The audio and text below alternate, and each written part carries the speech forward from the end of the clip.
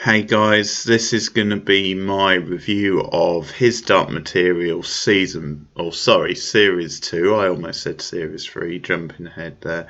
So, this is like my summary of the season, really, if I can get that word out. Because obviously, I got a few episodes behind, I did most of the season, so because it sort of finished on Sunday, the final episode aired last Sunday. I just to catch up, I'm just going to give my overall thoughts of the season and talk a bit about the last episode and some of the highs and lows. But yeah, overall, really happy with this season. Again, I think there was some good, again, very visually good, some great sort of world building, adding to like the mythology of the universe and the world, and some darker moments as well, which I think you need in any sort of fantasy show, and some interesting themes. Again, you've got a good cast of characters and some fine performances. I don't like it as much as the first season. I thought the first series was stronger, was more consistent. Although it took me a bit of getting into that one, but I guess that's just because it was laying the groundwork and stuff. Yeah, I didn't find this as consistent, and I think that's mostly there's a couple of things. Mostly it is the Will stuff because I was never really taken by him as a character. I didn't find the actor that engaging. I thought he was quite sort of planned, and sometimes I just thought he was, yeah, kind of one note and a little bit. I don't know if I would say annoying, but maybe it was more, yeah, I just struggled to engage with him and thought he was a bit sort of bland. And some of the stuff with him was fine, and when he was interacting with Lyra, that stuff was quite good. But yeah, I just never really found that much of a spark or that much of an interest with him. And I think most of the stuff with him I thought was when it was his stuff but by himself. You know, as I said, when it was with Lyra, I think that was not too bad. That was a bit stronger. But when it was his plot on his own, looking for his family, obviously looking for his father, some of that stuff I kind of didn't really care about. And I thought in the finale that was maybe the weakest scene, the stuff with his father when they finally found each other. And this is spoilers now, but I did think it was a little predictable that. I mean, not exactly predictable. I wouldn't have said, I guessed that his father was going to die, but it's sort of an obvious maybe thing to do and a little bit cliched, the fact that he kind of found Will and he got to pass on this message, and kind of they'd obviously had this broken relationship where he'd a bit like Azrael with Lyra, where Azrael had sort of abandoned her, and in a way he was doing it for sort of selfish reasons. In some ways it was for his work, it was because he was addicted to his work and the experience and experimenting. And obviously, as far as the series goes, there is something noble and heroic about their work, but at the same time it seems like they did sacrifice a relationship with their families for that work. And it's a similar thing with Will's father, but they have their big emotional, like, sort of kind of reuniting, and he kind of tells Will that he has to be part of the fight now. He is the chosen one as far as, the subtle knife is concerned. And then predict, kind of in a sort of a melodramatic way, he's kind of killed off in front of Will. But I thought that was the weakest moment of the episode. But the episode overall and the end of the series is building this kind of war that's now coming, that Lyra and Will have to play a key role in. And that's essentially why the witches, led by Seraphina, was insisting we have to protect Lyra. That's the big picture, because she will play a big part in the coming war.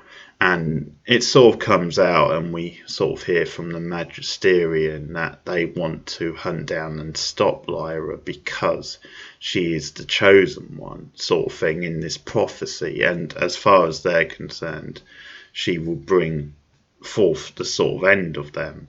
But what we find out in the last episode is that Lyra essentially has the strength and the power, and obviously the character where in the future she will return free will to the world. So that's why she's so important.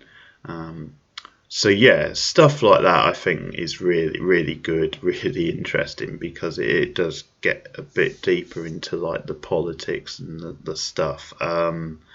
So I think they do build up the stakes of that really, really well. And again, you have this sort of theme of war and kind of question the morality of it. But because at one point, one of the witches is like trying to convince Seraphina that no, we have to go to war. They're coming for us, or we have to defend ourselves. And Seraphina is trying to say that, well, the focus has to be on Lyra, has to be on protecting Lyra, has to be trying to get Will to his father. But yeah, one of the big things of the final episode is that they're trying to bring all these characters together, which was something which Azrael wanted, and we get a nice little cameo from James McAvoy. We hear his sort of voiceover, and then we see him summoning all these different characters from all these different sides, and that actually sets up series 3, the final series, really nicely, because yeah, it does bring everyone into place, and it opens up new sort of possibilities, because by the looks of it, like Mary, for example, is going to be a part of it, because she comes across to the other world. She actually helps those two girls, Angelica and the other one whose name I've forgotten. She helps them find a safe place where they can, be safe from the spectres and adults and what have you, find adults. But she says, I can't go with you because I've got my own destiny, and she appears to be on that path as well. And I think that's one of the other good things about the finale and the end of the series, is that it does do a good job of bringing all these things together. These characters to the same place. It feels like a really nicely crafted sort of payoff, and like it actually like has forward momentum and getting you sort of excited and ready for the last season. So mostly I really liked the finale, with one or two stuff. I mean, some stuff with the witches I could do without, but actually in the finale I thought there was some good stuff with them. And Miss Coulter, who ultimately is a very murky character, the kind of like the big cliffhanger with her, and is that she finally gets to Lyra, and essentially Lyra ends up being unconscious, and Mrs. Coulter takes her, and she's like, you're safe now, you're with me. But it's almost like she's kind of, we don't actually see what she did to her, but she does end up unconscious. So you again have to question her motivations and exactly what she wants to do. Is it a selfish reason? Because again, we've seen her acting very selfishly.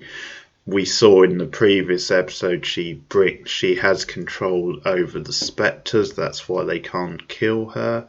And that she seems to want more and more power, even though there have been little signs in this season of her actually having Lyra's best interest at heart and wanting to protect her. There are other times where, she just seems, again, that she has her own agenda. She's addicted to the power, and Ruth Wilson again has been a delight. And I will say I did enjoy what happened in the previous episode where she turned on Carlos, which is sort of a very interesting relationship because there was this sort of hint of like romance between them, and they'd obviously been working together to try and get to Lyra, and a sort of a flirtation. And I have to say, I mean, speaking the other week about the weird sort of use of Paddington in like one of the last episodes, we had the Lighthouse family of all things, and it's this sort of moment when they're in the house and Carlos sort of puts the Lighthouse family on, and yeah, of course it traded on Twitter, because why wouldn't it? And as soon as I saw it trading, I knew exactly why. So that's kind of hilarious. But yeah, ultimately Mrs. Coulter turns on Carlos, and she basically does it because he didn't give her the full truth about what was happening originally. And so they're having this sort of like romantic sort of drink, and she poisons his drink and kills him. It's a really like well handled sort of thing, and very effective, very chilling again, partly because of Ruth Wilson, but also there's this thing to do with power. Again, I think it's playing with like, gender and the idea of, and this has sort of run through like Mrs. Coulter Maurice's plot in the show, because I think part of her like obsession with this whole thing is that she feels slighted as a woman in this world. She feels like obviously men get to experience these things and the women sort of get left behind, because that's sort of what happened with her and Azrael. And I think that's what, at least to a certain degree, makes her some way sympathetic. Obviously she's very malicious and does a lot of bad and sinister things, but there are moments of humanity with her, and I think that's certainly one of them. And I got the impression that that was part of the motivation with what she did to Carlos as well, because he almost gets too big for his boots, because he realizes that she can control the spectres and she has all these powers and stuff, and is hatching all these plans, and they're having like this romantic sort of moment, and he's talking about how he could be equal to her sort of thing. And I think that's what almost could be another reason in her. I mean, I'm guessing she was going to kill him anyway, just because she didn't see him as part of the picture. But at the same time, I think the way it plays in the scene is that, yeah, she sort of turned on him because he was getting too arrogant and maybe was being a bit patronising, which he definitely was at times.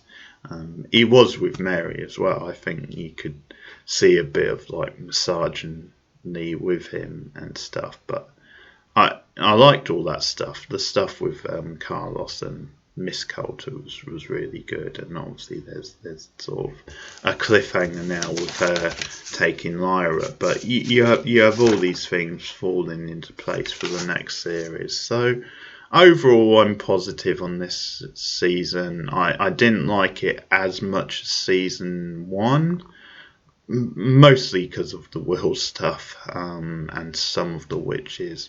Oh, actually, I will just mention from the finale, Lee Skarsgård, his sacrifice was really well done. It was a good moment for him to go out and really built up his character, because he essentially sacrificed himself when him and Will's father was being shot at by the army. He sacrificed himself so that Will's father could go on and search for his son, because they knew they were close by. So he ended up sacrificing himself, and he actually contacted like Seraphina through this like plant type thing, and that was his only hope really, because he contacted her and she came to him and he was hoping she would get there in time to save him, but no, he'd already died. But it's a good way for him to go out, him sacrificing himself like that. A nice sort of end to his arc. And who knows? I mean, there may be a way to bring him back in this sort of show. We'll find out, but it certainly felt like a sacrifice, and him kind of doing it for the greater good and for the overall picture, and with Lyra and Will. So that was good stuff as well. So overall, good stuff this season, and I'll give the series as a whole series 2, I should say, 7 out of 10. So not quite as good as series 1, but still good. So let me know your thoughts on the latest His Dark Materials on series 2. Did you like it more than the first series, or as much, not as much? Let me know your thoughts in the comments below. If you've read the book as well, or the books I should say, let me know how they compare as well. And yeah, I look forward to series 3, the final series. But I'll be back with more TV reviews soon. Thanks for listening, and goodbye.